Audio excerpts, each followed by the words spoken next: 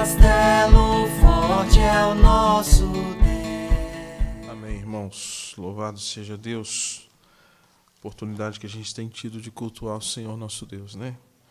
Preciosa, preciosa. Nós cantamos Maranata, ora vem, Senhor Jesus. Eu vou ler 2 textos da palavra do Senhor. Um deles se encontra em 1 Tessalonicenses, 2 Tessalonicenses, capítulo de número 2, do verso 1 ao verso 12. São 2 textos um pouquinho longos, mas eu achei importante ler os 2. Eu ia ler apenas um, mas vou ler os 2, porque traz uma compreensão mais ampla da explanação da palavra do Senhor. E já abra também Apocalipse capítulo 13, verso 1 ao verso 10. Então, esses 2 textos que eu estarei lendo. Então, segundo Tessalonicenses 2, 1 a 12, tá? E depois o texto será de Apocalipse capítulo 13, do verso 1 ao verso 10. Então, acompanhe com paciência a leitura da palavra do Senhor, né? A vinda do Senhor, a revelação da apostasia, o homem da iniquidade. Irmãos, no que diz respeito à vinda de nosso Senhor Jesus Cristo e à nossa reunião com Ele, nós vos exortamos a que não vos demovais da vossa mente com facilidade, nem vos perturbeis, quer por espírito, quer por palavra, quer por epístola, como se procedesse de nós, supondo tenha chegado o dia do Senhor. Ninguém de nenhum modo vos engane, porque isso não acontecerá sem que primeiro venha a apostasia e seja revelado o homem da iniquidade, o filho da perdição, o qual se opõe e se levanta contra tudo que se chama Deus ou é objeto de culto, a ponto de assentar-se no santuário de Deus, ostentando-se como se fosse o próprio Deus. Não vos recordais de que ainda convosco eu costumava dizer estas coisas, e agora sabeis que o que detém para que ele seja revelado somente em ocasião própria. Com efeito, o mistério da iniquidade já opera e aguarda somente que seja afastado aquele que agora o detém. Então, será de fato revelado o iníquo, a quem o Senhor Jesus matará com o sopro de sua boca e o destruirá pela manifestação da sua vinda. Ora, o aparecimento do iníquo é segundo a eficácia de Satanás, com todo o poder e sinais prodígios da mentira, e com todo engano de injustiça aos que perecem, porque não acolheram o amor da verdade para serem salvos. É por este motivo, pois, que Deus lhes manda a operação do erro, para darem crédito à mentira, a fim de serem julgados todos quantos não derem crédito à verdade, antes, pelo contrário, deleitaram-se com a injustiça. Vou ler agora Apocalipse capítulo 13, verso 1 ao verso 10. A besta que emerge do mar. Vi emergir do mar uma besta que tinha 10 chifres e 7 cabeças, e sobre os chifres 10 diademas, e sobre as cabeças nomes de blasfêmia. A besta que vi era semelhante a leopardo, com pés como de urso e como de leão, e deu-lhe o dragão o seu poder, o seu trono e grande autoridade. Então vi uma de suas cabeças como golpeada de morte, mas esta ferida mortal foi curada, e toda a terra se maravilhou seguindo a besta. E adoraram o dragão, porque deu a sua autoridade à besta. Também adoraram a besta, dizendo: quem é semelhante à besta? Quem pode pelejar contra ela? Foi-lhe dada uma boca que proferia arrogâncias e blasfêmias, e autoridade para agir 42 meses. E abriu a boca em blasfêmias contra Deus, para lhe difamar o nome e difamar o tabernáculo, a saber, os que habitam no céu. Foi-lhe dado também que pelejasse contra os santos e os vencesse. deu-se ainda autoridade sobre cada tribo, povo, língua e nação. E adorá-la-ão todos os que habitam sobre a terra, também cujos nomes não foram escritos no livro da vida do Cordeiro, que foi morto desde a fundação do mundo. Se alguém tem ouvidos, ouça. Se alguém leva para cativeiro vai. Se alguém matar a espada, necessário é que seja morto a espada. Aqui está a perseverança e a fidelidade dos santos. Está aí o texto da palavra do Senhor nosso Deus. 2 textos correlatos diante do tema qual nós estaremos expondo. Eu não vou fazer aqui um sermão com pontuações, né, como é comum os pastores fazerem. Eu vou fazer uma explanação daquilo que o texto nos ajuda a compreender.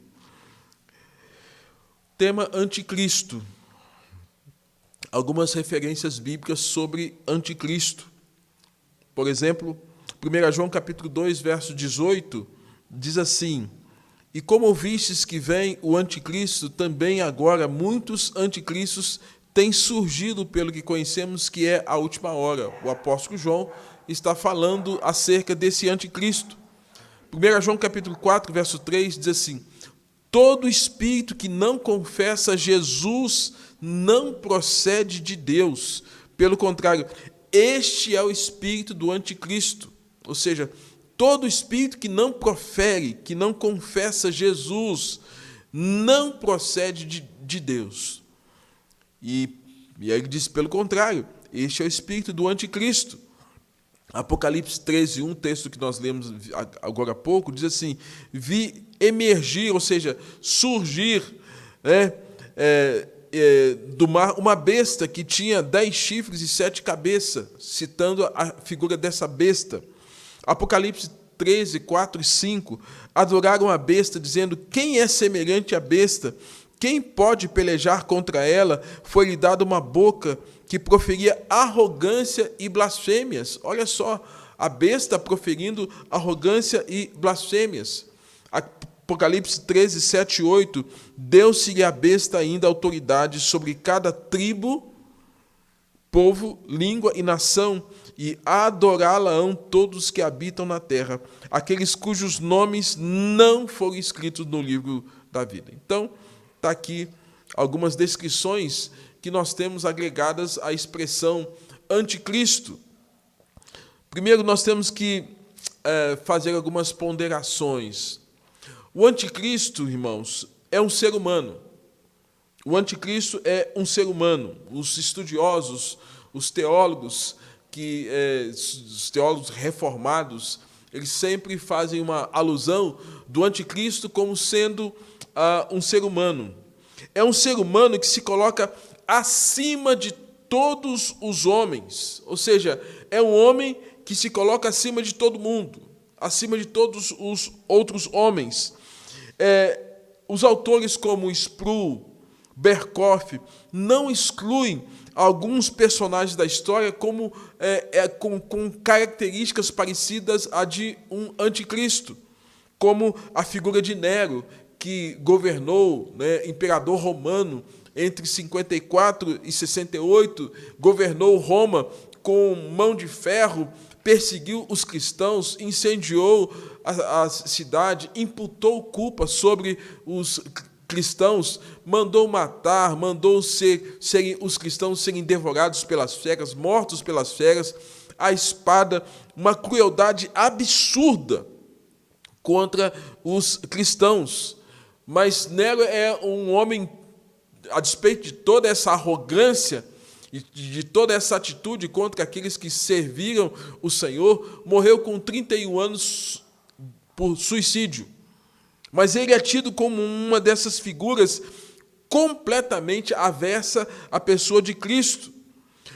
Como nós vemos no sermão de Jesus, em Mateus capítulo de número 24, no sermão profético de Jesus, né, apocalíptico de Jesus, nós temos aqui a descrição em Mateus 24 de muitos sinais do fim dos tempos: ódio aos cristãos, traição, falsos cristos, falsos profetas, aumentar o aumento da iniquidade, o amor esfriando de quase todos, terremotos, guerras, pestes, dentre outros eventos, e é bem próximo de nós o que tem acontecido. Na semana passada teve um abalo sísmico no México. Esses dias passou aí uma nuvem de gafanhotos, né? Nós estamos diante do coronavírus, que é uma peste que tem trazido letalidade, já mais de 54 mil pessoas mortas em nosso país e um sem número de pessoas no mundo todo que já morreram. Se os dados são verídicos ou não, mas o fato é que muita gente tem sido ceifado, muitas famílias têm perdido pessoas por conta dessa peste. Jesus prenunciou isso tudo.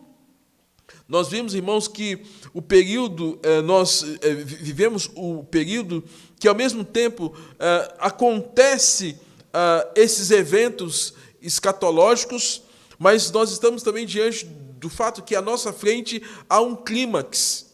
Há um clímax. Ou seja, para onde caminha tudo isso?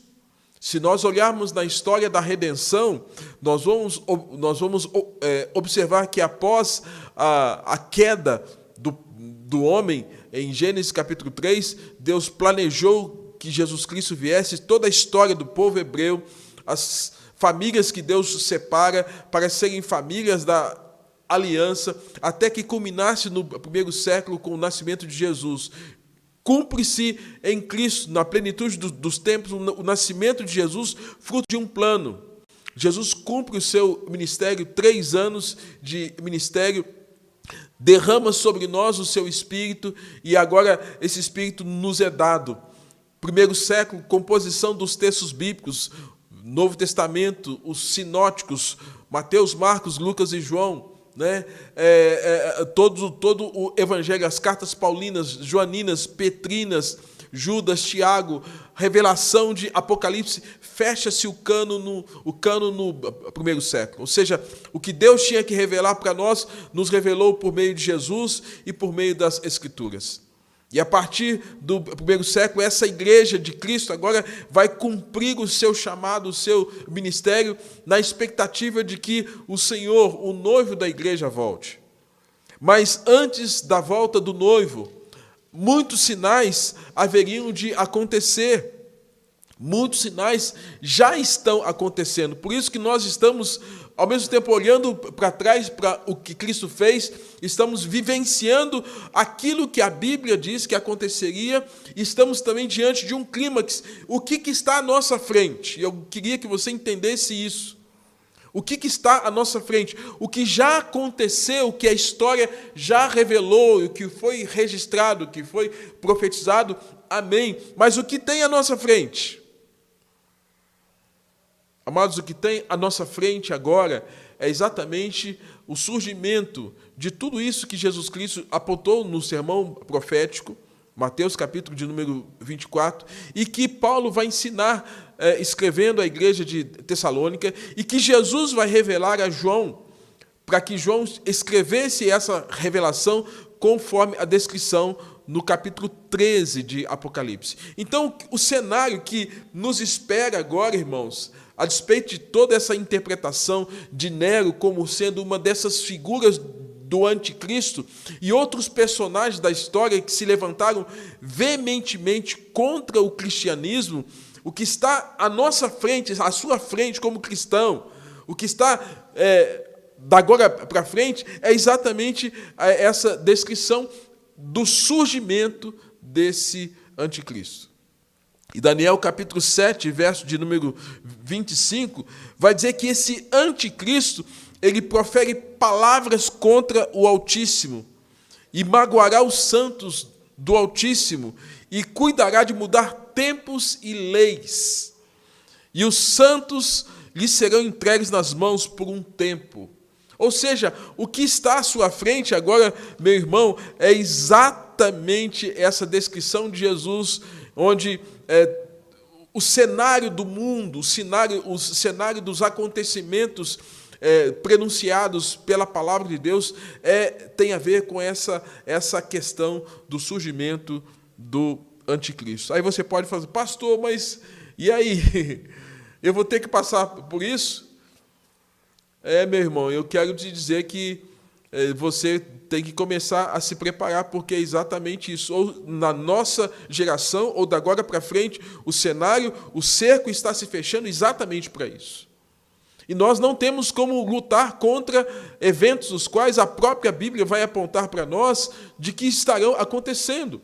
Alguns defendem uma corrente escatológica dizendo que os cristãos eles serão arrebatados de toda uma construção diabólica, de todo um cenário diabólico. Confesso que não caminho nessa linha de reflexão.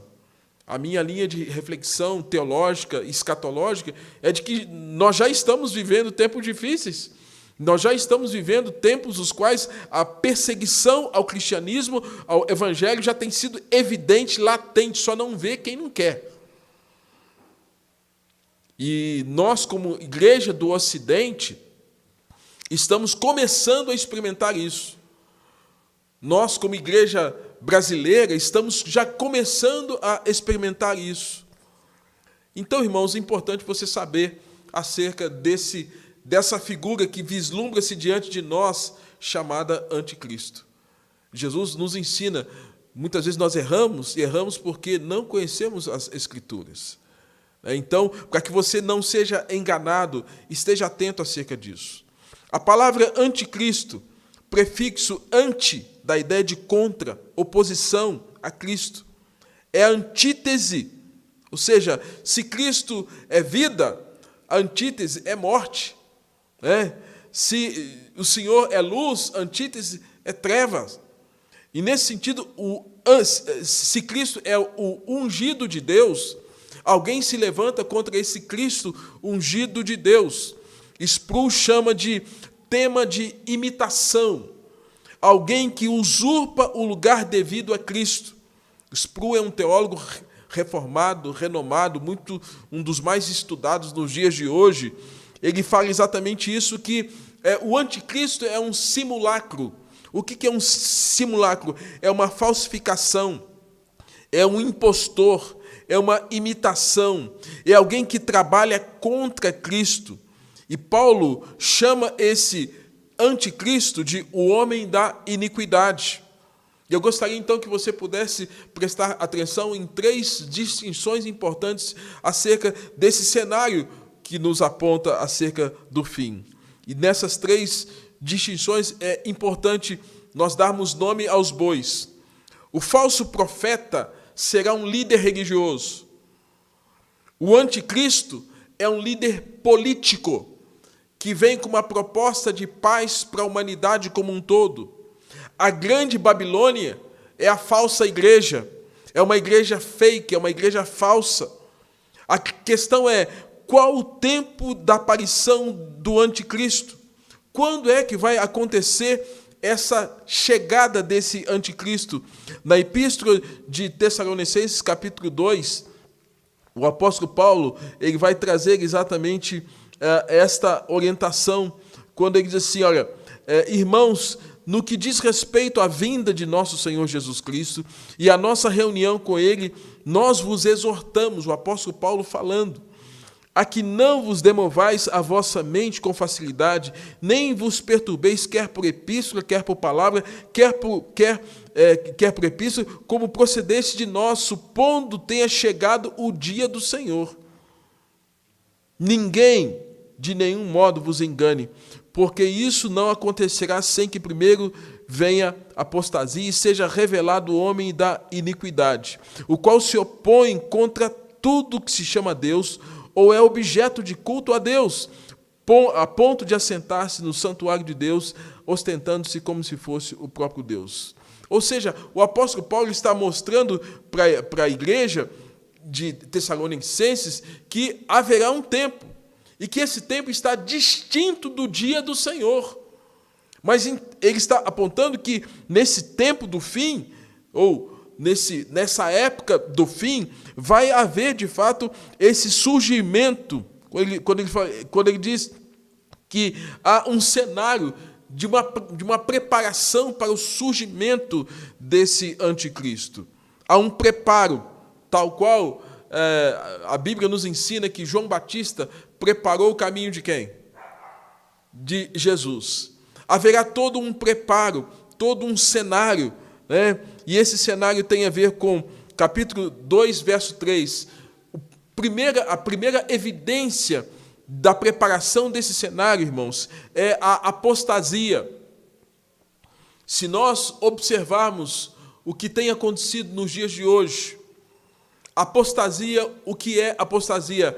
É o abandono da fé, é a rejeição à fé, é abandonar os valores cristãos. Nós sabemos que ainda que haja uma geração toda que tenha caminhado com Cristo, mas o mundo hoje ele vê um cenário não dos melhores. Nós temos hoje a Europa hoje em que nos idos da reforma protestante teve uma influência do evangelho que se esparramou da Alemanha para os Países Baixos, e toda essa influência trouxe um avanço cultural, espiritual, tecnológico para toda a Europa. Hoje a Europa foi invadida pelo islamismo. Várias igrejas da Europa, muitas delas hoje não mais estão abertas. Não mais se prega o evangelho. Adentraram ao caminho do liberalismo teológico. As igrejas do Ocidente, e nós podemos ter como referência as igrejas americanas, o Estado americano que foi importante na propagação do evangelho, no financiamento de missões, no despertamento missionário de muitas pessoas, de apoio a várias nações, levando a palavra do Senhor. Hoje, os Estados Unidos se vê em uma condição onde vários dos seus líderes são de pensamento liberal. O pensamento liberal é aquele pensamento em que a Bíblia não é a palavra de Deus, onde nós temos pessoas que têm uma compreensão distorcida daquilo que a Bíblia ensina, esfacelando as Escrituras, e, sobretudo, com esse movimento globalista e progressista adentrando as nossas comunidades, de tal forma que aquele comportamento ético cristão que era valorizado e, sobretudo, fiel às Escrituras, dentro de Gênesis capítulo 2, 20. Mas como eu estava dizendo, né, acerca desse momento de apostasia, que a Europa hoje vive um tempo de apostasia, que o Ocidente, em específico, os Estados Unidos, têm vivido um tempo de apostasia.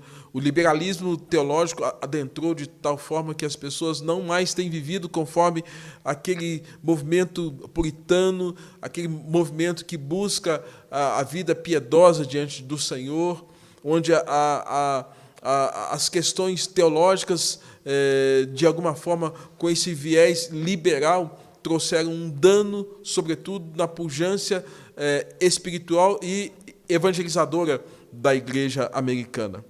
E nós, hoje, em termos de Brasil, a despeito de termos um grande número de pessoas que se dizem evangélicas, mas muitas vezes esse número de evangélicos não representa exatamente uma igreja saudável.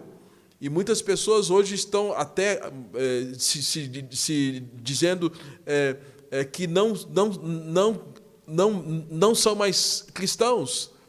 A Ásia hoje vive um tempo, exceto a Coreia do Sul, que vive uma pujança, mas a Ásia é um campo absurdo de pessoas que não mais andam na fé, e, sobretudo, com o crescimento dos movimentos das comunidades, das religiões asiáticas, isso tem trazido também um grande dano. Ou seja, esse tempo de apostasia é uma realidade. É uma realidade. É uma realidade. Então, esse é um cenário que foi anunciado acerca dessa preparação do surgimento desse anticristo. Um tempo de descrença, de abandono da fé.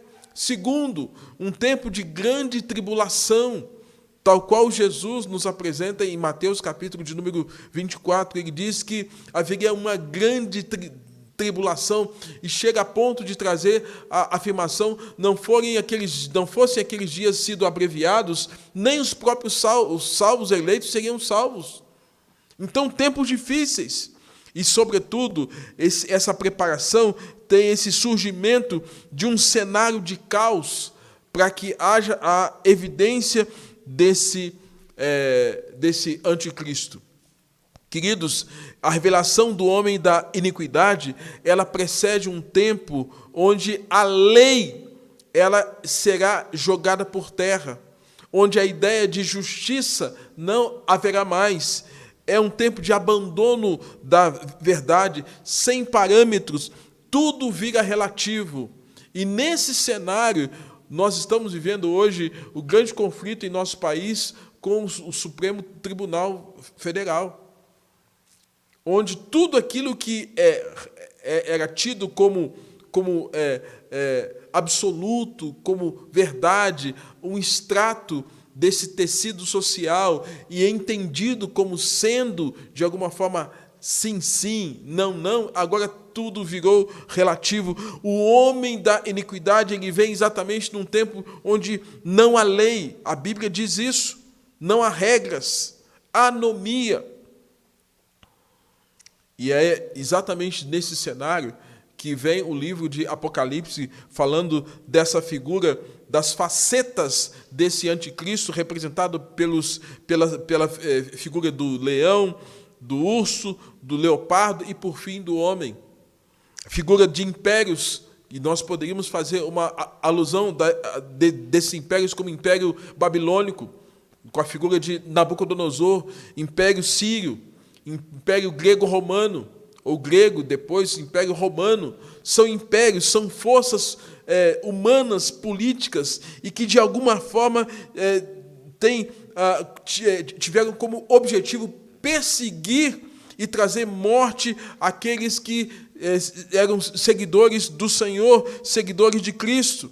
Apocalipse, capítulo de número 12, verso 11, fala que a igreja ela derrota o anticristo não por meio da sua força, mas o próprio Cristo é que vai ter que enfrentar esse grande inimigo, porque os santos lhes serão entregues. Ou seja, a Bíblia nos informando, irmãos, que haverá um tempo em que se você viver essa época, se nós vivemos esse tempo, se nós estivermos vivendo essa geração que enfrentará isso, nós seremos entregues a esse anticristo. No sermão profético, em Mateus capítulo 24, Jesus cita a fúria do anticristo por meio da figura de alguns personagens do Império Romano. Nós já temos uma descrição do que já aconteceu lá atrás. Dos escritores, João é o único que cita a figura do anticristo, dos vários escritores. Mateus não cita a figura, a palavra anticristo, mas João é o único que cita nas epístolas e no livro de Apocalipse. É um opositor, é alguém que se levanta contra Cristo. E quando João escreveu o que dominava o mundo, era exatamente o mundo grego, nessa ideia de luta do corpo contra a alma, de matéria contra o corpo. E Jesus então cita o seguinte: todo aquele que nega que Cristo veio em carne não é salvo. Uma referência escrevendo na epístola, dizendo todo aquele que nega que Cristo veio em carne, porque ele vai mostrar para essa comunidade de influência grega que tinha um entendimento de que havia uma luta da matéria contra o corpo, contra a alma. Ele vai dizer: todo aquele que nega que Jesus Cristo veio em carne, esse é anticristo. Se a gente olhar, irmãos, a apostasia está aí, como citei, na Europa, nos Estados Unidos, na América do Sul, regiões orientais. Muitos hoje se dizem que não são mais cristãos. Anticristo. Portanto, ser ou ter uma postura tal qual disse acerca desse anticristo, não é simplesmente uma instituição, mas uma pessoa que vem nesse cenário de caos seduzir, realizar milagres que, a tal ponto de que a Bíblia diz que vai cair fogo do céu, vai ser um homem sem lei, sem regra, sem norma. E o único que vai poder deter o anticristo é o Senhor Jesus. É o Senhor Jesus. O que detém o anticristo é Jesus. Mas esse anticristo, ele vem exatamente trazendo uma desconstrução de leis, de valores, porque ele sabe que o que mantém a fidelidade a Deus são os fundamentos. Quando nós temos bons fundamentos, e os fundamentos que nos alicerçam na vida cristã, esses fundamentos são como pedras as quais nós usamos para construir a nossa casa e a nossa fé, tal qual na alusão de Jesus, quando fala do sábio construtor, ou quando o salmista nos apresenta no Salmo 127, daquele que edifica a casa na presença do Senhor. O Senhor Jesus Cristo vem para matá-lo, virá para matá-lo com um sopro de sua boca. Jesus vai derrotá-lo. A derrota não será pela igreja, mas será pelo próprio Cristo enfrentando esse algoz, esse opositor que vem nessa condição. Então, meu irmão, o que nós estamos estudando, o que nós estamos vendo hoje na palavra de Deus, tem a ver com os nossos dias. E eu espero que você seja um crente atento para olhar para uma circunstância como essa, entender o cenário da história da humanidade e observar o que está acontecendo. Porque é um tempo também que nós precisaremos fortalecer a nossa fé e as nossas convicções, certos de que o Senhor nosso Deus haverá de nos fortalecer com o seu Espírito, para que nós não neguemos a palavra do Senhor.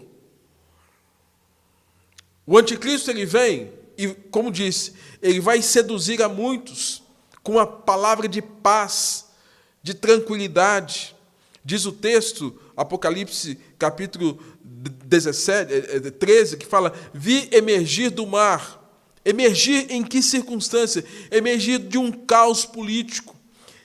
Subir, vir à tona diante das tormentas, de um caos social, de uma convulsão social que se levantará, e por isso vai dizer: eu tenho uma proposta de paz. Vem oferecer ao mundo uma solução de paz, vai atrair gente do mundo inteiro com uma proposta de paz. Mas ele vem também com força, com violência. A expressão que é citada em Daniel, que é usada em Apocalipse, que ele é comparado ao leão, ao urso, ao leopardo, Babilônia, Síria, Grécia. O que esses impérios fizeram contra o cristianismo, contra aqueles que seguem o Senhor, é algo absurdo. Mas ele vem com tal força que ele agregará todas essas forças do leopardo, do leão, do urso, nele mesmo. O anticristo que incorpora praticamente essa força, esse poder, esse império. E incorporando sobre si esse poder, ele vai impressionar a muitos.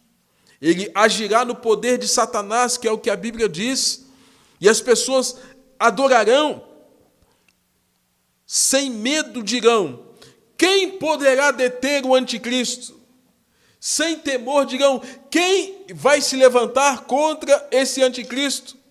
Visto que ele terá uma palavra de paz, uma palavra de tranquilidade para as nações, a Bíblia diz que as pessoas ficarão impressionadas com essa figura. Ele realizará grandes milagres, mas milagres fruto de mentira.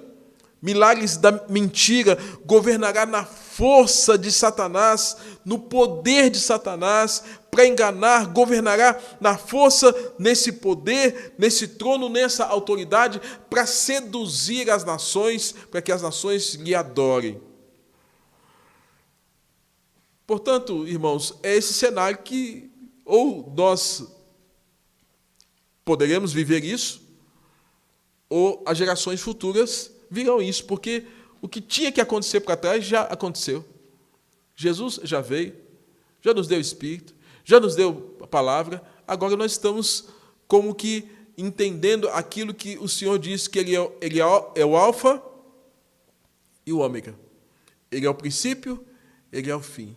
E o fim tem uma convergência. E essa convergência, aumento de iniquidade, grande tribulação, apostasia de muitas pessoas, mas ao mesmo tempo o surgimento desse Nico.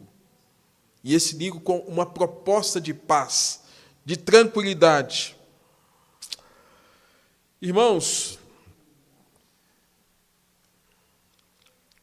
segundo Tessalonicenses capítulo 2, verso 4, diz assim: o anticristo se oporá a tudo que se levanta contra o que se chama Deus ou é objeto de culto a Deus.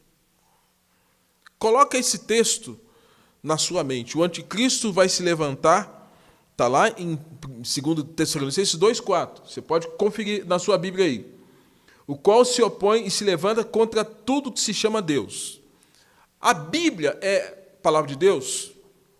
O anticristo ele vai se levantar. Oração é um ensinamento que todos nós cristãos temos que desenvolver. Você se lembra do que aconteceu com Daniel? Você se lembra o que aconteceu quando ele buscava o Senhor em oração? O que lhe foi imputado? Você se lembra que o fato da igreja se reunir no primeiro século, no Império Romano, eles não podiam se reunir, eles se reuniam nas catatubas, nos cemitérios, sabe por quê? Porque o Império Romano impedia. O Império Romano não autorizava e, muito pelo contrário, eliminava, matava. Então nós já temos alguns momentos da história em que nós vimos pessoas se levantando contra Deus, contra a oração, contra as Escrituras, contra um estilo de vida piedoso. Posso citar novamente Daniel, que não se contaminou com as finas iguarias do rei, e o quanto ele lutou contra aquilo que era pecado, e o quanto ele foi penalizado, exposto a níveis absurdos de circunstâncias difíceis, porque se opôs. É uma dessas figuras que Apocalipse traz acerca desse império. Irmãos, é nesta hora que nós temos que saber que o anticristo vai se levantar e vai a ponto de assentar-se no santuário de Deus. Você se lembra que o livro de Ezequiel, capítulo de número 29, quando faz uma alusão acerca do rei de Tiro, faz uma comparação do rei de Tiro como aquele que quis assentar-se no trono de Deus? A síndrome de Lúcifer, a síndrome dessa figura caída, Satanás, ele vai querer assentar-se no santuário de Deus, ostentando-se como se fosse o próprio Deus, e por isso ele vai desejar ser adorado, vai desejar ser visto como objeto de adoração. E nós lemos em Apocalipse capítulo 13, verso 8, e o adorarão todos que habitam sobre a terra, aqueles cujos nomes não foram escritos no livro da vida do Cordeiro que foi morto. Louvado seja Deus aqui, porque só vai adorar a besta, sabe quem? Só vai adorar esse anticristo quem não foi lavado, quem não foi remido, quem não tem o nome escrito no livro da vida. Mas todos quantos têm o nome escrito no livro da vida, todos quantos confessam o nome de Jesus, eles vão permanecer na presença do Senhor. Eu poderia lembrar de alguma situação em que alguém poderia falar assim: pastor, eu não sei se eu dou conta de enfrentar isso tudo. Eu não sei se eu dou conta de permanecer fiel diante de tamanha oposição e de tamanho engano. Mas a Bíblia nos ensina, irmãos, que o Senhor já nos deu do seu Espírito. E já nos deu desse Espírito para que nós, em nenhum momento, estejamos renegando a nossa fé. Por isso que Paulo fala que o Senhor não nos tem dado espírito de covardia, mas o Senhor tem nos dado espírito de poder e de moderação. Você pode até hoje falar, pastor, eu não sei se eu dou conta de passar por um momento desse, não. Eu diria que nós já estamos em grande ensaio, viu? Fique atento. Nós já estamos em grande ensaio. Fique atento. Nós já estamos num grande ensaio. Então, você que tem preservado a sua fé em meio a essa pandemia, isso é um grande ensaio. Mas a grande verdade é que o Senhor não vai perder nenhum dele. Lembre-se da palavra do Senhor quando ele diz que ele é o bom pastor e todo aquele que vai a ele, de maneira nenhuma ele vai o quê? Lançar fora. Que nenhuma ovelha vai sair das suas mãos, que esse bom pastor cuida de nós.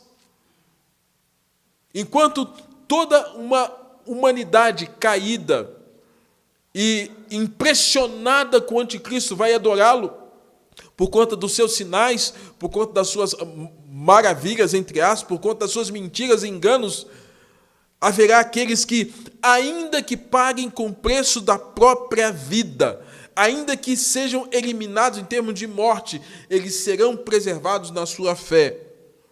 Eles serão preservados na sua salvação. É isso que a Bíblia garante para todos nós. Então, irmãos, nós não precisamos ter nenhum tipo de medo.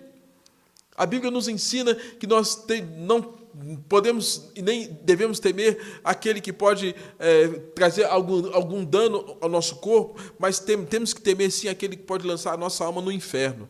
Mas se nós já fomos resgatados no sangue precioso de Jesus, e se nós tivermos o compromisso de levar a palavra do Senhor Jesus com fidelidade a essa geração e aquelas que vierem, queridos, o Senhor não vai perder nenhuma vida sequer.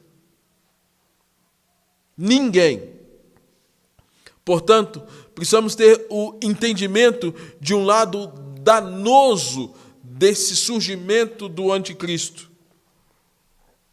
Aí sim, pontuo alguns lados, alguns aspectos danosos acerca da vinda do anticristo. Primeira delas, o aparecimento do iníquo será com poderes, sinais e prodígios de mentira. Então, se você não conhece a verdade, cuidado para não ser levado pela mentira. Conhecereis a verdade, e a verdade vos libertará. O Senhor Jesus nos diz, eu sou o caminho, a verdade, eu sou a vida. Mas o aparecimento do iníquo será com poder e sinais, prodígio de mentira, para enganar, para impressionar muita gente.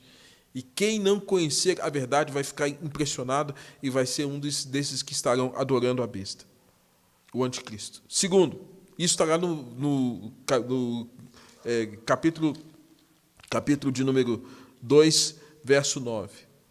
Segundo, será com engano e injustiça aos que perecem. Ele vai vir e vai vir na natureza de Satanás. E a natureza de Satanás é roubar, matar e destruir, porque ele vem com injustiça. Ele não vem com justiça, ele vem com injustiça. E quem vem com injustiça vem com morte. Morte e injustiça virá sobre os que não acolheram a verdade para serem salvos. O engodo caracterizado pela injustiça ou o pecado levará à destruição eterna a pessoas desprovidas do amor sincero, à verdade da palavra de Deus. Pessoas que não se importaram e vão ficar impressionadas com o anticristo. A Bíblia diz que vão ficar, sim, impressionados, mas o resultado disso vai ser morte. E lembrando que a natureza do diabo é roubar, matar e destruir. A natureza do anticristo, eu engano vocês, dizendo que eu estou trazendo paz, mas no fundo eu estou trazendo morte e destruição para todos vocês. No verso 11 ele diz, aos que se deleitam com o pecado e a injustiça, Deus manda a operação do erro para darem crédito à mentira. E aí vem, irmãos, a questão de nós pensarmos que Deus é um Deus que sabe todas as coisas, Nós cremos num Deus que tem o controle de todas as ações, e o próprio Deus, mediante o seu poder e a sua soberania. Por isso que nós cremos também na questão da dupla predestinação. Aí fala assim, os que se deleitam com o pecado e a injustiça, Deus manda a operação do erro para darem crédito à mentira. Darem crédito à mentira. E o que tem acontecido no mundo hoje? As pessoas prezam mais pela verdade ou pela mentira? As pessoas estão andando mais na verdade ou na mentira? As instituições hoje estão andando mais na verdade ou na mentira? Nós temos hoje uma briga dos três poderes em nossa nação do que é verdade e do que é mentira. Por que disso? Não só aqui, mas em outras nações, em outros países. O que é verdade, o que é mentira? E o anticristo ele vem exatamente nesse cenário onde a mentira será vista como verdade, onde a verdade será desprezada. E se nós temos Cristo como verdade, quem segue o anticristo não tem isso como premissa na sua vida. O lado bom disso tudo, o lado bom é que, para o crente, o que a Bíblia nos ensina? Primeiro, devemos ser gratos porque Deus nos escolheu para a salvação. Eu vou ler o texto final aqui, por isso estou argumentando. Deus nos escolheu para a salvação desde o princípio. Segundo, Deus nos escolheu para a santificação. Vivemos como separados para Deus, kadosh, pessoas separadas para servir ao Senhor. Deus nos chamou para sermos santos e irrepreensíveis perante Ele em amor. Deus nos chamou à santidade, espírito de fé, para que nós estejamos andando no espírito de fé e na verdade, viver por fé e ainda na verdade da palavra do Senhor. O lado bom disso tudo. Deus nos chamou pelo Evangelho. A voz do Evangelho deve ser ouvida nesses dias. A voz da palavra do Senhor deve ser ouvida nesses dias. E quando alguém ouve a voz do Evangelho, nós temos até um hino, né? A voz do Evangelho já se fez ouvir aqui. Quando nós ouvimos essa voz do Evangelho, nós desfrutamos da presença de Deus. Quarto, o lado bom disso tudo, que Deus nos chamou para guardar as tradições do Evangelho, as tradições apostólicas. Os comentaristas bíblicos citam isso. A Bíblia reformada, ela traz essa alusão de que nós precisamos entender que Deus nos chamou para sermos fiéis, guardarmos a tradição apostólica, o ensino dos apóstolos, tal qual nós citamos no credo apostólico. Irmãos, no final disso tudo, quando Paulo escreve à igreja de Tessalônica, capítulo 2, do verso 1 ao verso 12, ele vai falar a partir do verso 13 algo precioso. E eu quero encerrar também com o lado bom dessa história, com Apocalipse capítulo 13, verso de número 9 e 10. Capítulo de número 2 diz assim: Paulo, depois de explicar tudo isso, falando acerca do surgimento do iníquo, da apostasia, dos conflitos, do tempo, do cenário, ele diz assim: entretanto, devemos sempre dar graça a Deus por vós, irmãos amados pelo Senhor, porque Deus nos escolheu desde o princípio para a salvação, pela santificação do Espírito e fé na verdade, para que também vos chamou, mediante o nosso Evangelho, para alcançardes a glória de nosso Senhor Jesus Cristo. Assim, pois, irmãos, permanecei firmes, guardai-vos as tradições que vos foram ensinadas, seja por palavra, seja por epístola nossa.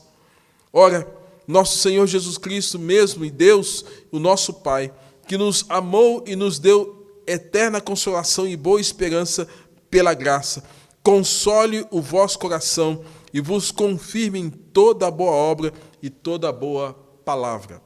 E por fim, o livro de Apocalipse, no capítulo 13, no verso 9 e o verso 10, embora João traga todo esse relato acerca da besta, do que ele faria, do que ele realizaria, ele fala: se alguém tem ouvidos, ouça.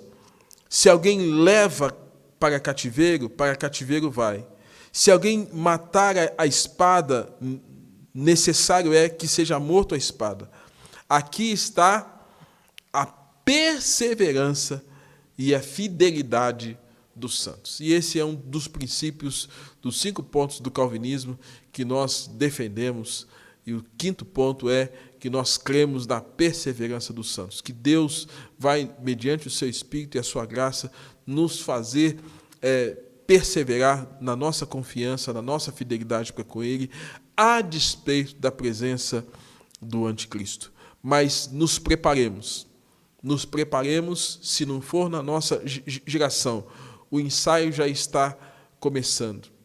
Um cenário a qual, cada dia que passa, nós temos tido, dia após dia, dificuldades em relação à vida de uma vida cristã de maneira tranquila. O mundo que jaz no maligno, as ações de Satanás, as tentações da carne, e agora diante de nós, o que está à nossa frente é o surgimento desse iníquo, desse anticristo. Mas que o Senhor nos dê força para que nós enfrentemos, perseveremos até o fim. Assim seja para a glória e para a honra do nosso Deus. Nós vamos orar, encerrando esse momento de explanação, de exposição da palavra do Senhor. Ó Deus, pedimos a Tua ajuda, o Teu socorro nesta geração. Temos uma grande responsabilidade, Senhor. A fidelidade à palavra do Senhor nesta geração. Se aprouver ao Senhor que nós vivamos isso, ó Deus, nos dê força, tal qual o Senhor disse que derramaria o Teu Santo Espírito sobre nós, já nos derramou, mas venha nos encher mais e mais, dia após dia, para que nós enfrentemos todas esses inimigos, essas vicissitudes da vida, e, sobretudo, esse ataque feroz contra a igreja e contra os santos. Mas nós já sabemos que a vitória é do Senhor, que o Senhor é vitorioso sobre todas as coisas, já nos constituiu também como mais que vencedores em Cristo Jesus. Mas, Senhor Deus, ajuda-nos, e tal qual no livro de Apocalipse, nós possamos, ó Deus, também dizer que somos fiéis até a morte, e assim sermos contemplados com a coroa da vida.